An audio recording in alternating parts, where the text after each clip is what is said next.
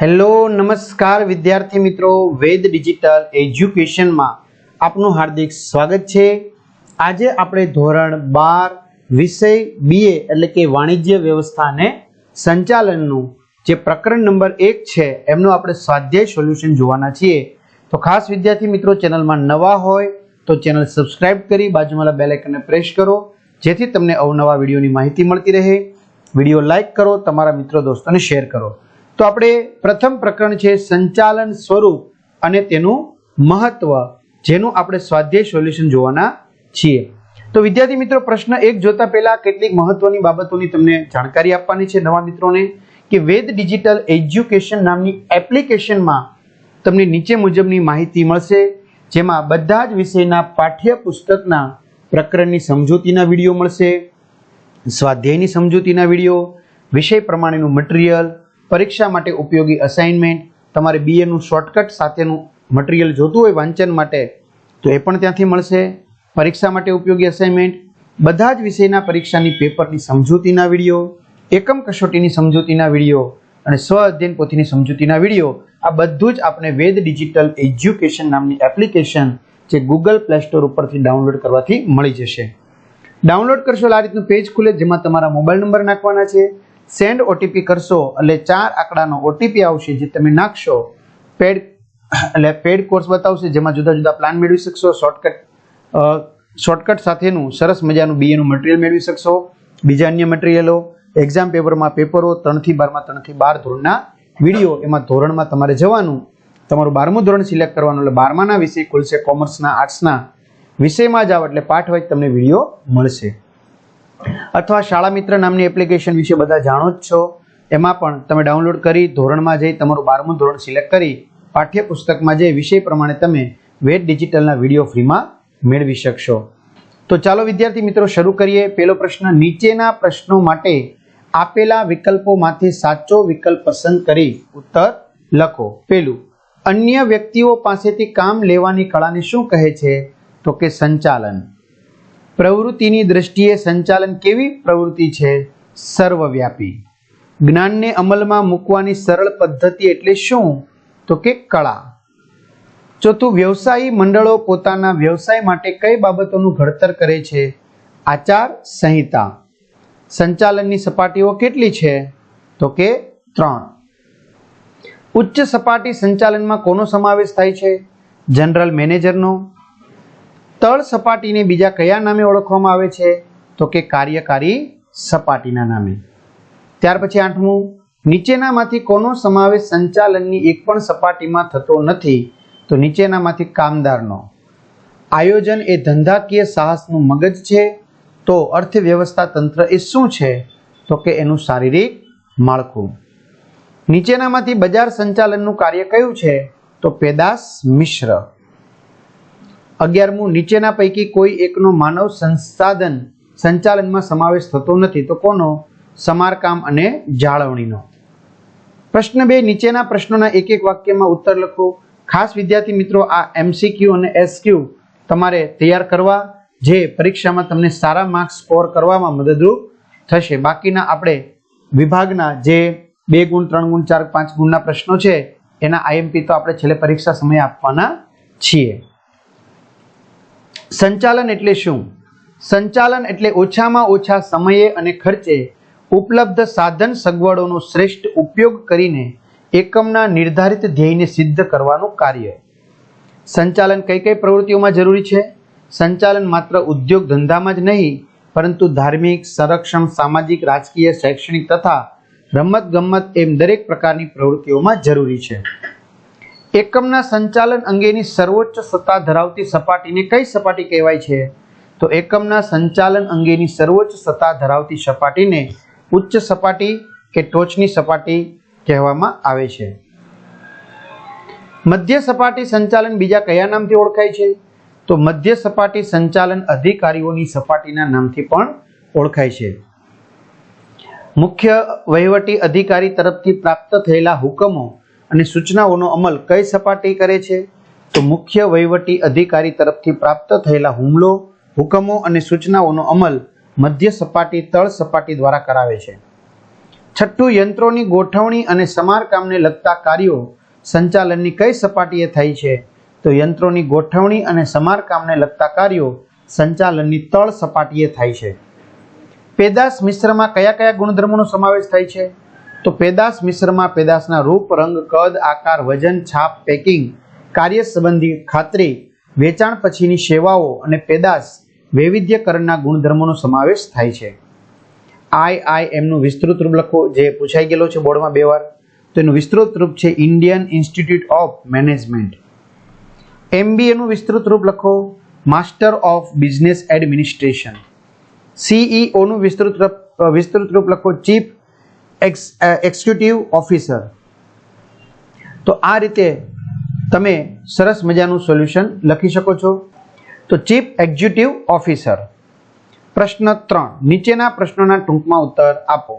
સંચાલનની ઉચ્ચ સપાટીએ થતા કોઈ પણ 2 કાર્યો જણાવો. તો સંચાલનની ઉચ્ચ સપાટીએ થતા 2 કાર્યો આ પ્રમાણે છે. પેલું, ડિરેક્ટરો ધંધાકીય એકમના ટ્રસ્ટી તરીકેનું કાર્ય કરે છે. બીજું, ધંધાકીય એકમના મુખ્ય અને ગૌણ ઉદ્દેશો નક્કી કરે છે. ખાસ વિદ્યાર્થી મિત્રો, ચેનલમાં નવા હોય તો ચેનલ સબસ્ક્રાઇબ કરજો, જેથી તમને આવા અવનવા વિડીયો સરસ મજાની નોટિફિકેશન દ્વારા પ્રાપ્ત થાય અને અમે તમને વધુને વધુ મદદરૂપ થવા માટે પ્રયત્ન કરી શકીએ. બીજું, સંચાલનથી સમાજને કયા લાભ મળે છે? તો દરેક ધંધાકીય એકમ સમાજમાં રહીને સમાજના સાધનોનો ઉપયોગ કરીને સમાજના લોકોના લાભાર્થે પોતાની કામગીરી કરે છે. ધંધાકીય એકમની સફળતા સમાજની સમૃદ્ધિ અને સુખાકારીમાં વધારો કરે છે. ધંધાકીય એકમો વિવિધ વસ્તુઓ અને સેવાઓનું ઓછી પડતરે ઉત્પાદન કરે છે. ધંધાકીય એકમો વસ્તુઓ કે સેવાઓનું ઉત્પાદન કરી રોજગારીમાં વધારો કરે છે. સમાજને વ્યાજબી કિંમતે વસ્તુઓ અને સેવાઓ પૂરી પાડે છે, તેથી સમગ્ર સમાજનું કલ્યાણ થાય છે. ત્રીજું, આયોજન એટલે શું? તો નક્કી કરેલા ધ્યેયોની સિદ્ધિ માટે કયું કાર્ય કોણે, ક્યારે, કેવી રીતે, કેટલા પ્રમાણમાં કરવાનું છે અને કાર્ય ક્યારે પૂરું થવાનું છે તેની અગાઉથી નક્કી કરવામાં આવતી બુદ્ધિપૂર્વકની વિચારણાને આયોજન કહે છે. વર્તમાન સમયમાં ભવિષ્ય માટેની પૂર્વ વિચારણા કરવી તેનું નામ આયોજન. ચોથું, પ્રબંધ કે વ્યવસ્થા તંત્રનો અર્થ આપો. તો આયોજન દ્વારા નક્કી કરેલા ધ્યેય, નીતિ, કાર્યક્રમ વગેરેની સિદ્ધિ માટે એકમની પ્રવૃત્તિઓને વિવિધ વિભાગોમાં વિવિધ માનવ જૂથો વચ્ચે વહેંચી દેવામાં આવે છે. તેમને સત્તા અને જવાબદારીની વહેંચણી કરવામાં આવે છે. તેને વ્યવસ્થા તંત્ર કે પ્રબંધ કહે છે. સંકલનનો અર્થ આપો. સમગ્ર ધંધાકીય એકમની જુદા જુદા કર્મચારીઓ દ્વારા થતી પ્રવૃત્તિઓ કે કાર્યો વચ્ચે એક સૂત્રતા કે સુમેળ સાધવાના કાર્યને સંકલન કહે છે. એકમની અંદર કાર્ય કરતી તમામ વ્યક્તિઓ એકમના લક્ષ્યાંકોની સિદ્ધિ માટે એક જૂથ તરીકે કાર્ય કરે તે જોવાનું કાર્ય સંકલનનું છે. છઠ્ઠું, સંચાલનની ઉચ્ચ સપાટીએ કોનો સમાવેશ થાય છે? તો સંચાલનની ઉચ્ચ સપાટીએ સંચાલક મંડળ, મેનેજિંગ ડિરેક્ટર, જનરલ મેનેજર, મુખ્ય વહીવટી અધિકારી વગેરેનો સમાવેશ થાય છે.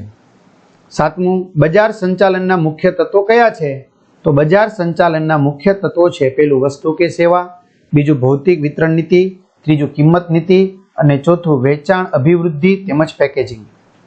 આઠમું, કિંમત અંગેના નિર્ણયોમાં કઈ કઈ બાબતોનો સમાવેશ થાય છે? તો કિંમત અંગેના નિર્ણયોમાં કિંમત નિર્ધારણ, વેચાણ નીતિ, શાખ નીતિ, વટાવ અંગેની નીતિ, જથ્થાબંધ કે છૂટક વેચાણ, મધ્યસ્થીઓનું કમિશન વગેરે અનેક બાબતોનો સમાવેશ થાય છે. નવમું, કર્મચારી વ્યવસ્થાની સમજ આપો. જ્યાં એકમ હોય ત્યાં કર્મચારીઓ હોય જ. તેમના વિનાનું એકમ એ આત્મા વિનાના હાડપિંજર જેવું છે. કોઈ પણ એકમની પ્રવૃત્તિ અને સફળતાનો આધાર કર્મચારીઓ પર રહેલો છે. સંતુષ્ટ કર્મચારીઓ હોય તો તેમનો ઉત્સાહ અને જુસ્સો વધે છે. પરિણામે એકમની ઉત્પાદકતા અને કાર્યક્ષમતામાં વધારો થાય છે. કર્મચારી વ્યવસ્થા એકમમાં યોગ્ય જગ્યાએ, યોગ્ય સમયે, યોગ્ય સંખ્યામાં, યોગ્ય લાયકાત ધરાવતા કર્મચારીઓની ભરતી, પસંદગી, તાલીમ, વિકાસ, બઢતી, બદલી, છૂટા કરવા, નિવૃત્તિ તથા તેમને માટે કલ્યાણકારી પ્રવૃત્તિઓ વગેરે પ્રશ્નોનો વિચાર કરે છે. કોઈપણ ધંધાકીય એકમની સફળતાનો આધાર કર્મચારીઓ પર રહેલો છે. પ્રશ્ન 4, નીચેના પ્રશ્નોના મુદ્દાસર ઉત્તર લખો. પેલું, સંચાલનનું મહત્વ જણાવો, જે બોર્ડમાં પૂછાઈ ગયેલો છે. તો આધુનિક અર્થવ્યવસ્થામાં સંચાલન ખૂબ જ મહત્વનું છે. કોઈ પણ પ્રવૃત્તિ કે ક્ષેત્રની સફળતાનો કે નિષ્ફળતાનો આધાર સંચાલન પર રહેલો છે. ગમે તેટલા આધુનિક અને યોગ્ય પ્રમાણમાં સાધન સામગ્રી હોય પરંતુ ક્ષતિપૂર્ણ સંચાલન હોય તો તેનો યોગ્ય ઉપયોગ થઈ શકતો નથી. એકમમાં યંત્રોની યોગ્ય ગોઠવણી હોય પરંતુ તે ખામીયુક્ત હોય કે ઉત્તમ પ્રકારની કર્મચારી વ્યવસ્થા હોય પરંતુ સંચાલન યોગ્ય ન હોય તો તે એકમ નિષ્ફળતા પામે છે. એક લેખકે સાચું જ કહ્યું છે કે સારા સંચાલન વગરની સરકાર એ રેતી પર ચણેલા મહેલ જેવી છે. સંચાલનના મહત્વનો ખ્યાલ નીચેની બાબતો પરથી આવી શકે છે. પહેલું, દરેક ક્ષેત્રમાં જરૂરી. તો સંચાલન એ ફક્ત ઉદ્યોગ ધંધામાં જ આવશ્યક છે એવું જ નહીં, પરંતુ બે કે તેથી વધુ વ્યક્તિઓ એકત્રિત થઈ કાર્ય કરતી હોય તેવી દરેક પ્રવૃત્તિઓમાં જરૂરી છે. ધાર્મિક, સામાજિક, રાજકીય, શૈક્ષણિક, સંરક્ષણ, સરકારી તેમજ રમતગમતની એમ દરેક પ્રવૃત્તિઓમાં સંચાલન જરૂરી છે. દરેક પ્રકારની પ્રવૃત્તિઓમાં સંચાલનના કાર્યો જેવા કે આયોજન, વ્યવસ્થા તંત્ર, કર્મચારી વ્યવસ્થા, દોરવણી, અંકુશ વગેરે કાર્યો કરવા પડે છે. બીજું છે સાધનોનો ઇષ્ટતમ ઉપયોગ એટલે કે મહત્તમ. સંચાલનને કારણે એકમના તમામ માનવીય અને ભૌતિક સાધનો જેવા કે કર્મચારીઓ, જમીન, મૂડી, કાચો માલ અને યંત્રો વગેરેનો મહત્તમ ઉપયોગ થઈ શકે છે. પરિણામે બગાડ અટકાવી શકાય છે. ત્રીજું, ધ્યેય સિદ્ધિ. સંચાલન માણસો, માલસામાન, યંત્રો અને નાણાં વગેરે સાધનોનું સંકલન કરે છે. સંચાલનને કારણે તમામ સાધનોનો ઇષ્ટતમ ઉપયોગ થઈ શકે છે. તેથી એકમના નિર્ધારિત હેતુઓની સિદ્ધિ શક્ય બને છે. ચોથું, ધંધાની સફળતા માટે ઉપયોગી. ધંધાની સફળતાનો કે નિષ્ફળતાનો આધાર સંચાલન પર રહેલો છે. ધંધાકીય એકમની સફળતામાં અન્ય પરિબળોની તુલનામાં સંચાલનનો ફાળો મહત્વનો છે. સંચાલનને કારણે જ નાના ઔદ્યોગિક એકમો મોટા ઔદ્યોગિક એકમોનું સ્વરૂપ ધારણ કરી શકે છે. કાર્યક્ષમ સંચાલનને કારણે નુકસાન કરતા એકમો નફો કરતા એકમો બની શકે છે. રોજગારીની તકોમાં વધારો. કાર્યદક્ષ સંચાલન હોય તો કંપની સ્વરૂપનો વિકાસ થાય છે. પરિણામે રોજગારીની તકોમાં વધારો થાય છે. બિનકાર્યક્ષમ સંચાલનને કારણે અનેક કંપનીઓ બંધ થાય છે. પરિણામે બેરોજગારીના પ્રમાણમાં વધારો થાય છે. છઠ્ઠું, નફામાં વૃદ્ધિ. તો ધંધાકીય એકમની સ્થાપના નફાના હેતુથી થાય છે. કુશળ સંચાલકો પોતાની આવડત અને સૂઝ દ્વારા ઉપલબ્ધ સાધનોનો મહત્તમ અને કરકસરપૂર્ણ ઉપયોગ કરીને મહત્તમ નફો મેળવી શકે છે. તેથી જ કહેવાયું છે કે નફો ધંધાની કાર્યક્ષમતા અને સફળતાનો માપદંડ છે. સાતમું, સામાજિક લાભ. દરેક ધંધાકીય એકમ સમાજમાં રહીને સમાજના સાધનોનો ઉપયોગ કરીને સમાજના લોકોના લાભાર્થે પોતાની કામગીરી કરે છે. નફાના હેતુની સિદ્ધિ સાથે સાથે તેણે સમાજને લાભદાયક પ્રવૃત્તિઓ કરવી પડે છે. ધંધાકીય એકમની સફળતા સમાજની સમૃદ્ધિ અને સુખાકારીમાં વધારો કરે છે. ધંધાકીય એકમો વિવિધ વસ્તુઓ અને સેવાઓનું ઓછી પડતરે ઉત્પાદન કરી સમાજને વ્યાજબી કિંમતે વસ્તુઓ પૂરી પાડે છે. પરિણામે સમાજનું કલ્યાણ થાય છે. અને રાષ્ટ્રીય હેતુ છેલ્લો, અર્થતંત્રના આર્થિક, સામાજિક અને રાષ્ટ્રીય વિકાસ માટે વણ વપરાયેલ માનવ સંપત્તિ અને ઉત્પાદનના સાધનોનો યોગ્ય અને મહત્તમ ઉપયોગ માટે કાર્યક્ષમ સંચાલન આવશ્યક છે. સંચાલન આ સાધનોનો મહત્તમ અને યોગ્ય ઉપયોગ કરી દેશના વિકાસની ગતિમાં લાવે છે. બીજો સવાલ છે, સંચાલન એક વ્યવસાય છે સમજાવો. જે પૂરક પરીક્ષા 2019માં પૂછાયો છે. તો વ્યવસાય એટલે એવી પ્રવૃત્તિ કે જેમાં કોઈ પણ ક્ષેત્રનું વિશિષ્ટ જ્ઞાન પ્રાપ્ત કરીને તે જ્ઞાનનો લાભ સમાજને ફીના બદલામાં આપવામાં આવે. વ્યવસાય સ્વીકારનાર વ્યક્તિએ વ્યવસાયગત તાલીમ અને અનુભવ મેળવેલા હોવા જોઈએ. ડોક્ટરો, વકીલો, ઇજનેરો, ચાર્ટર્ડ એકાઉન્ટન્ટ વગેરે વ્યવસાયી વ્યક્તિઓ છે. વ્યવસાયની લાક્ષણિકતાઓ. વ્યવસાયમાં નીચેની લાક્ષણિકતાઓ જોવા મળે છે. પેલું, વિશિષ્ટ પ્રકારના જ્ઞાનની જરૂર. તો જે પ્રકારનો વ્યવસાય હોય તે પ્રમાણે તેમાં વિશિષ્ટ જ્ઞાનની જરૂરી ગણાય છે. દાખલા તરીકે ડોક્ટરના વ્યવસાય માટે MBBS, MD કે MS ની પદવી મેળવવી પડે છે. વકીલના વ્યવસાય માટે LLB, LLM ની પદવી મેળવવી પડે છે. સંચાલનમાં પણ વિશિષ્ટ જ્ઞાન મેળવવા માટે BBA, MBA ની પદવી મેળવવી પડે છે. બીજું, જ્ઞાનમાં વૃદ્ધિ અને સંશોધન.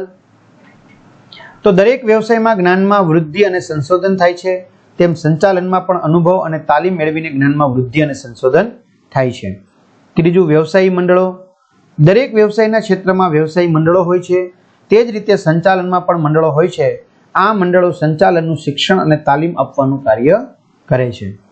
ભારતમાં સંચાલનનું શિક્ષણ આપતી સંસ્થા IIM, ખાસ ફૂલ ફોર્મ યાદ રાખજો, ઇન્ડિયન ઇન્સ્ટિટ્યૂટ ઓફ મેનેજમેન્ટ, જે રાષ્ટ્રીય અને આંતરરાષ્ટ્રીય કક્ષાએ કામગીરી કરે છે. તે સંચાલનના વ્યવસાયનો વિકાસ કરવાનું કાર્ય કરે છે. ચોથું છે, આચાર સંહિતાનું પાલન. તો દરેક વ્યવસાયિક મંડળો પોતાના વ્યવસાયના સભ્યો માટે આચાર સંહિતા ઘડે છે. દરેક સભ્ય આચાર સંહિતાનું ફરજિયાત રીતે પાલન કરવું પડે છે. પાંચમું, નૈતિક જવાબદારી.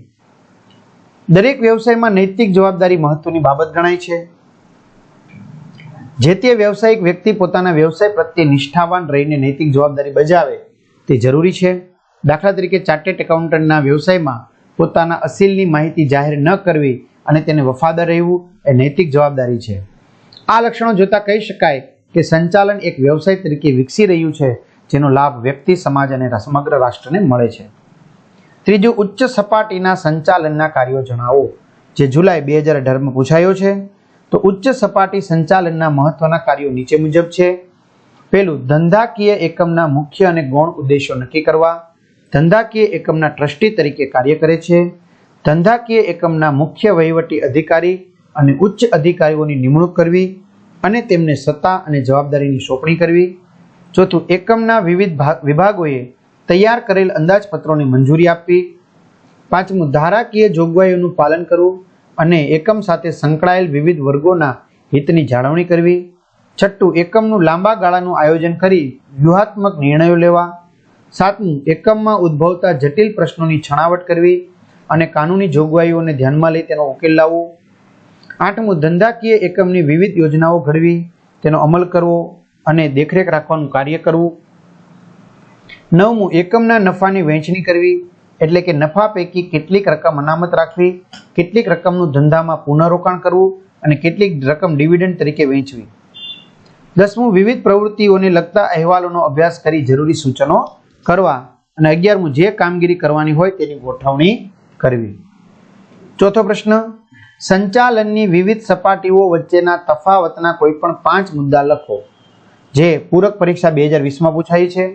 તો સંચાલનની ઉચ્ચ સપાટી, મધ્ય સપાટી અને તળ સપાટી વચ્ચેનો તફાવત નીચે મુજબ છે, જેમાં પહેલું, સંચાલન અને વહીવટ.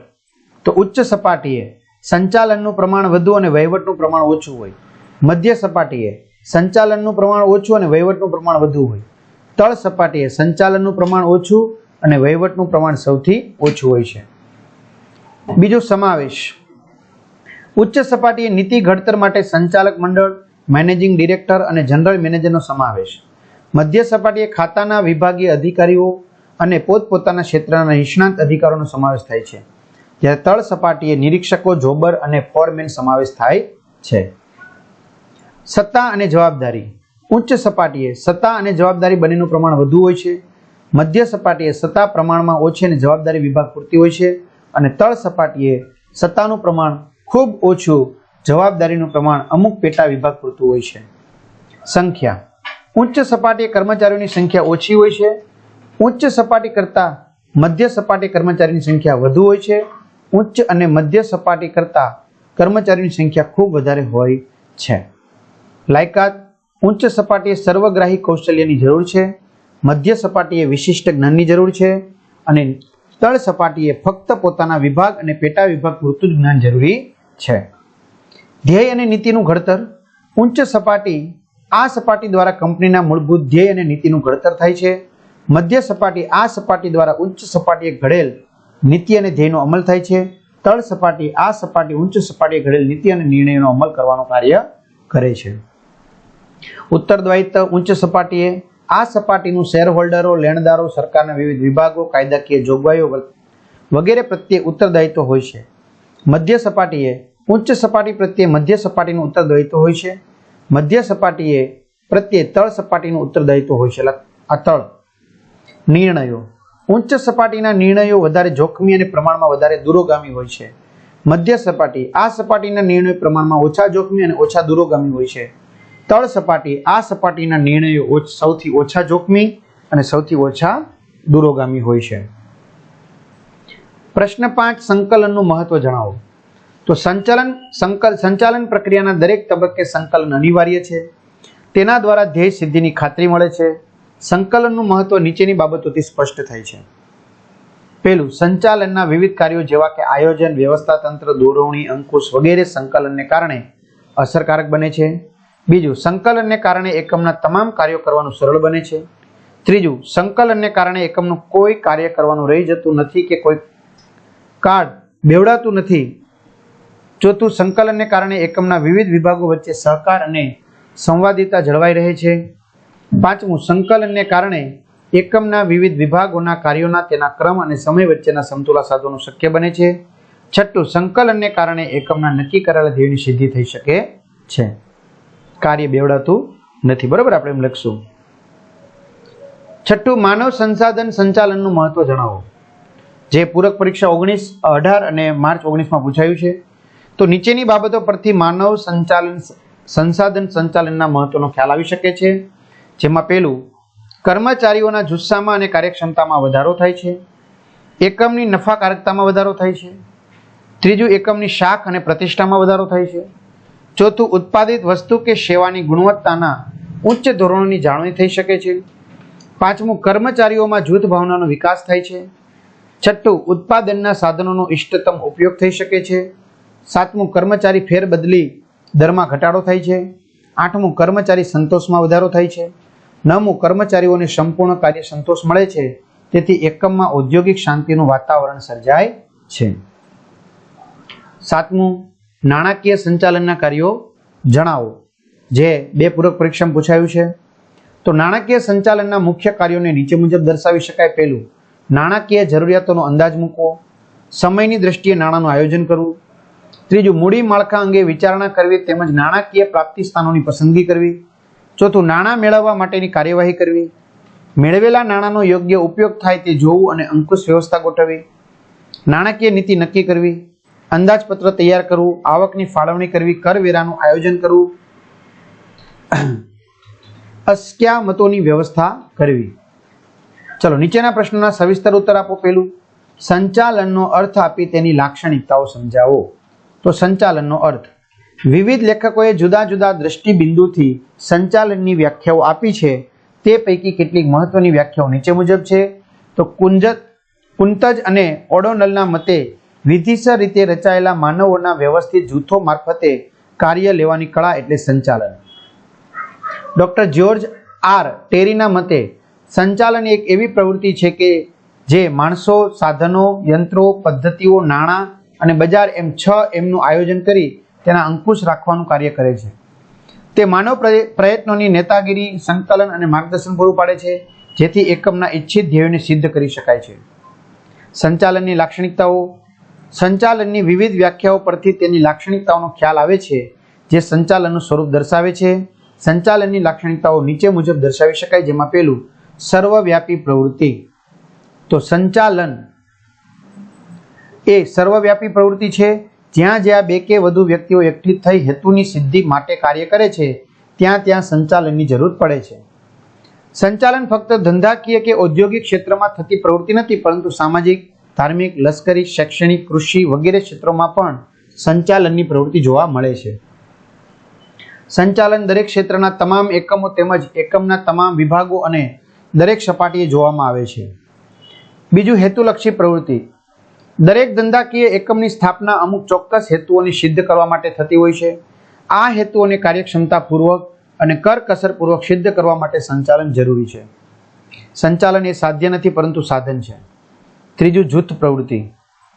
જ્યારે 2 કે તેથી વધુ વ્યક્તિઓ કોઈ ચોક્કસ ધ્યેયને સિદ્ધ કરવા કાર્ય કરે છે, ત્યારે જૂથ પ્રયત્નો જરૂરી બને છે અને ત્યાં સંચાલન જરૂરી છે.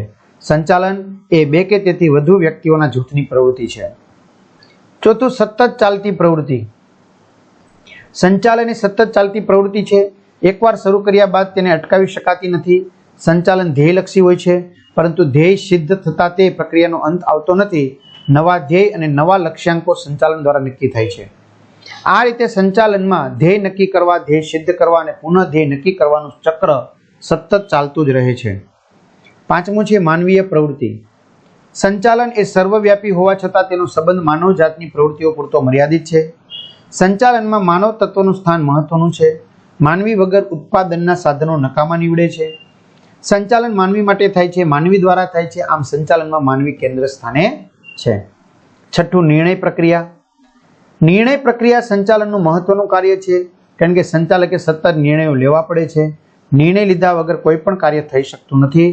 નિર્ણય લીધા બાદ સંચાલકોએ તેનો અમલ થાય તેની કામગીરી કરવી પડે છે. આમ નિર્ણય પ્રક્રિયા એ સંચાલનનું કાર્ય છે. સાતમું, સંચાલન, વિજ્ઞાન, કળા અને વ્યવસાય. સંચાલનમાં વિજ્ઞાન જેવા ચોક્કસ નિયમો અને સિદ્ધાંતો હોય છે, તેથી અમુક લેખકો સંચાલનને વિજ્ઞાન તરીકે ઓળખાવે છે. સંચાલનમાં માનવ પરિબળ મહત્વનું હોવાથી તેમની પાસેથી કાર્ય કરાવવા માટે અંગત આવડત, બુદ્ધિ, ચતુરાઈ, આંતરસૂઝ વગેરે જરૂરી બને છે, જેને કાર્ય કરાવવાની કળા કહે છે. આમ સંચાલન એ કળા છે. આધુનિક સમયમાં ધંધાકીય એકમનું સંચાલન તાલીમ પામેલ નિષ્ણાત સંચાલક વર્ગને સોંપાઈ રહ્યું છે. આધુનિક સમયમાં ડોક્ટર, વકીલ, ચાર્ટર્ડ એકાઉન્ટન્ટ જેવા વ્યવસાયીઓની જેમ સંચાલકોએ પણ વ્યવસાયી સ્વરૂપ ધારણ કર્યું છે. આ બાબત સ્પષ્ટ કરે છે કે સંચાલન એ વ્યવસાય છે. બીજું, સંચાલનની વિવિધ સપાટીઓની આકૃતિ દોરી તળ સપાટી સંચાલનના કાર્યો જણાવો. તો વિદ્યાર્થી મિત્રો, જો તળ સપાટી સંચાલન, મધ્ય સપાટી સંચાલન, ઉચ્ચ સપાટી સંચાલન ની આકૃતિ અહીં દોરેલી છે. આપણે તળ સપાટી સંચાલનના કાર્યો. સંચાલનની ઉચ્ચ સપાટીએ લીધેલા નિર્ણયો અને નીતિનું અમલીકરણનું કાર્ય આ સપાટીએ થાય છે, તેથી તેને સંચાલનની કાર્યકારી સપાટી કહે છે. આ સપાટીએ થતા કાર્યો નીચે પ્રમાણે છે, જેમાં પહેલું, પોતાના વિભાગના કામદારોના કાર્યનું નિરીક્ષણ કરવું. બીજું, કામદારોમાં શિસ્ત અને જુસ્સો વધે તેવા પ્રયત્નો કરવા. ત્રીજું, પોતાના વિભાગના રોજબરોજના કાર્યો અંગેનું આયોજન કરવું.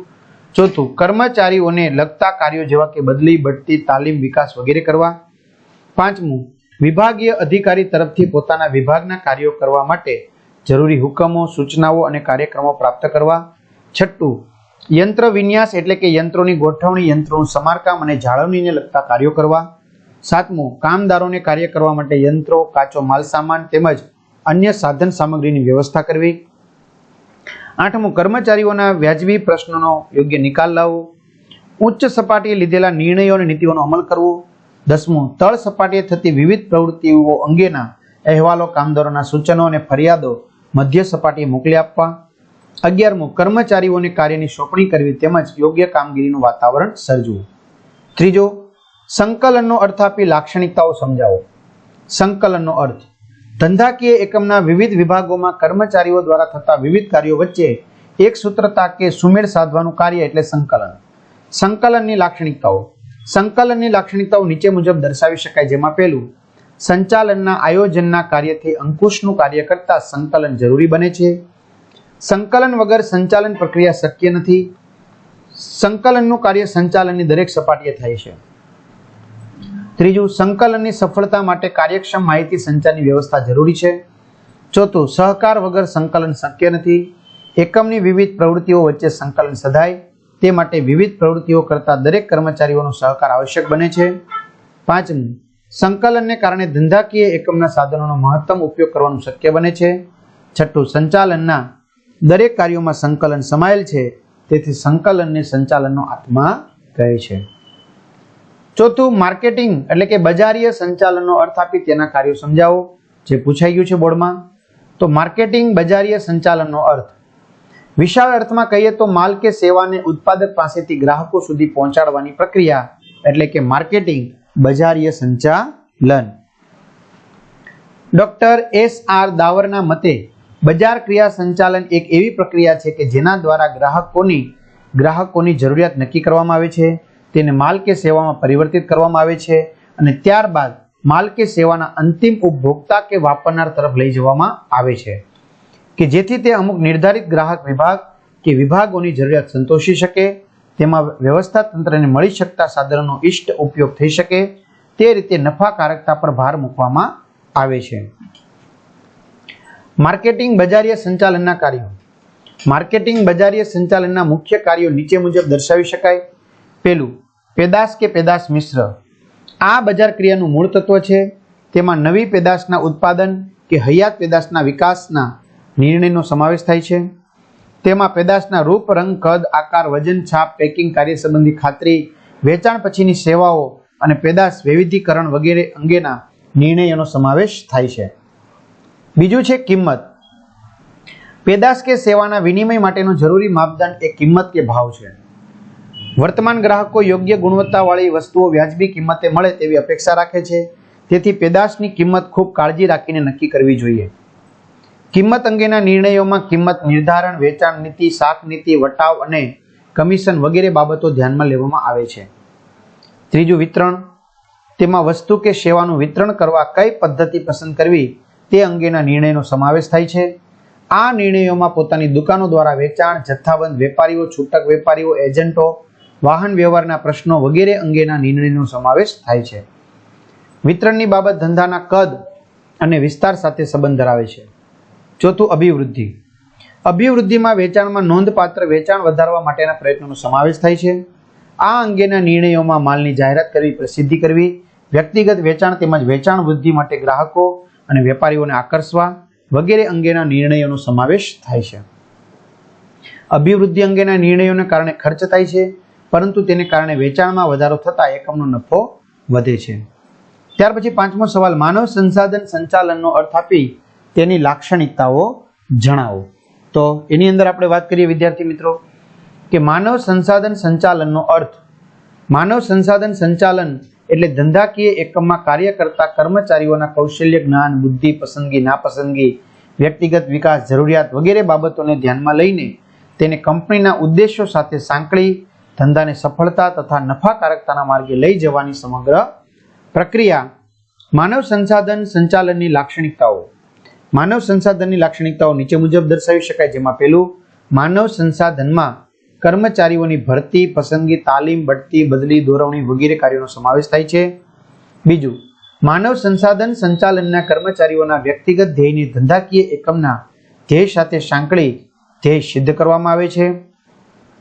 ત્રીજું, માનવ સંસાધન સંચાલનનું મૂળભૂત કાર્ય છે એકમના કર્મચારીઓને મૂલ્યવાન મિલકત સમજીને તેઓનું સંચાલન કરવાનું છે. ચોથું, તેમાં કર્મચારીઓને યોગ્ય તાલીમ આપીને તેમના વિકાસ માટેની યોગ્ય કાર્યવાહી કરવામાં આવે છે. પાંચમું, માનવ સંસાધન સંચાલન કર્મચારીઓની કામગીરીનું મૂલ્યાંકન કરી તેમનું યોગ્ય સ્થાન નક્કી કરવાનું કાર્ય કરે છે. છઠ્ઠું, માનવ સંસાધન સંચાલન દ્વારા કર્મચારીઓનો ફેરબદલી દર ઘટાડી શકાય તેમજ કુશળ કર્મચારીઓની કંપનીમાં ટકાવી રાખી શકાય છે. સાતમું, માનવ સંસાધન સંચાલનમાં કર્મચારીઓને યોગ્ય વાતાવરણ પૂરું પાડવામાં આવે છે. પરિણામે કર્મચારીના જુસ્સા અને કાર્યક્ષમતામાં વધારો થાય છે, તેથી કંપનીના મૂલ્યોની જાળવણી થાય છે તેમજ એકમના ધ્યેયો સિદ્ધ કરી શકાય છે. છઠ્ઠું, ઉત્પાદન સંચાલનનો અર્થ આપી તેના કાર્યો જણાવો. તો ઉત્પાદન સંચાલનનો અર્થ, ઉત્પાદન સંચાલન એટલે ઉત્પાદનનું આયોજન કરવાની, કાર્યક્રમ નક્કી કરવાની, સંકલન સાધવાની, દોરવણી આપવાની અને અંકુશ રાખવાની પ્રક્રિયા. શ્રી આર.ડી. વાઇલ્ડના મતે ઉત્પાદન સંચાલન ઉત્પાદન પદ્ધતિઓની ડિઝાઇન તૈયાર કરવા સાથે અને તે અનુસાર ઉત્પાદન થાય છે કે નહીં તે જોવા સાથે સંબંધ ધરાવે છે. ઉત્પાદન સંચાલનના કાર્યો. ઉત્પાદન સંચાલનના કાર્યક્ષેત્રમાં નીચેના કાર્યોનો સમાવેશ થાય છે, જેમાં ઉત્પાદન આયોજન કરવું, ઉત્પાદન સંશોધન કરવું, વસ્તુ વિકાસ તેમજ પેદાશ મિશ્રની પસંદગી કરવી, ટેકનોલોજી અને યંત્રોની પસંદગી કરવી. પાંચમું, ધંધાની સ્થાન પસંદગી અને વિન્યાસ અંગેનો નિર્ણય લેવો, માલ સામગ્રી અને ઉત્પાદન માટે અન્ય જરૂરિયાતો અંદાજવી, ઉત્પાદન અંકુશ રાખવો, ગુણવત્તા અંકુશ રાખવો, ખર્ચ કે પડતર અંકુશ તથા ઉત્પાદકતાની જાળવણી અને વૃદ્ધિ થાય તેવા કાર્યો કરવા અને ઉત્પાદનમાં વૈવિધ્યીકરણ અને સરળીકરણ અપનાવવું. તો આ સાથે સરસ મજાનું સોલ્યુશન આપણે પૂર્ણ કર્યું.